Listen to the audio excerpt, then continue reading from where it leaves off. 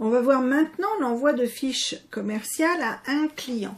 Donc là, on voit vraiment j'envoie une ou plusieurs fiches commerciales à un seul de mes acheteurs. On n'est pas dans le sens du rapprochement. On est suite à un coup de fil de quelqu'un.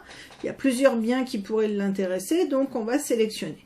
Déjà, la première chose, c'est de vérifier que vos fiches, donc les attaches fiches, donc la zone attachée de fiches PDF vendeur soit bien verte. Sinon, ça veut dire que vous n'avez pas mis de fiches commerciales, vous n'avez pas attaché de fiches commerciales. Donc, le système vous dira, mais il n'y a pas de pièce jointe, qu'est-ce qu'on fait, quoi.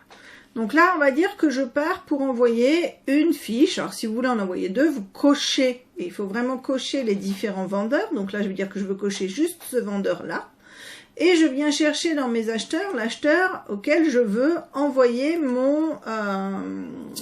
ma fiche commerciale. On va prendre le client 2, par exemple. Et là, c'est tout bête, hein. Je viens chercher l'envoi de fiches PDF. Donc, j'envoie une ou plusieurs fiches à ce client-là. Je clique dessus. J'ai donc la boîte de mail qui s'ouvre. Par défaut, il vient se positionner sur le mail qui est prévu pour l'envoi de fiches commerciales dans la liste de mes emails. D'accord ? Je viens éventuellement rajouter, corriger, changer quoi que ce soit dans mon texte. Tout seul, il est venu me mettre la pièce jointe puisque pour le moment, il n'y en a qu'une. Si vous avez envie de rajouter, je ne sais pas moi, un flyer sur vos prestations ou quoi que ce soit, vous viendrez l'ajouter ici sans problème. D'accord ?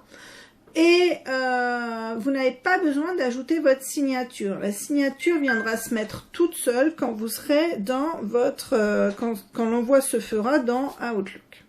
Donc, une fois que vous avez fait ça, vous pouvez cliquer sur « Envoyer l'email ». À la base, il n'y a pas grand-chose à corriger là-dedans à chaque fois. Moi, je ne le relis même plus. J'envoie, bon, bien sûr que j'ai bien mis l'URL qui va bien.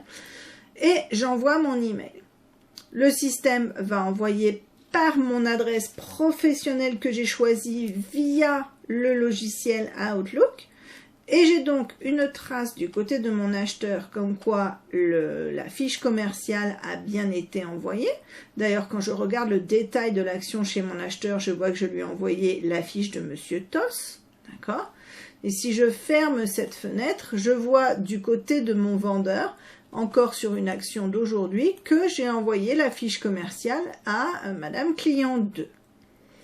En parallèle de tout ça, le système est venu tout seul vous créer une nouvelle action à faire qui aura lieu, donc on est aujourd'hui le 6, donc dans 3 jours.